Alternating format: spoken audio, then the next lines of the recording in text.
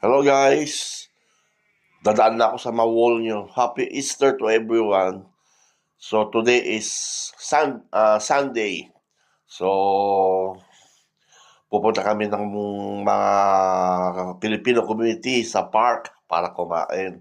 Dahil bawal ngayon ang mag-barbecue sa city, sa park, sa loob ng city ay dadalhin natin lahat ng mapagkain natin maluto na. So ako nagluto ako ng binagoongan dahil yun ang request nila.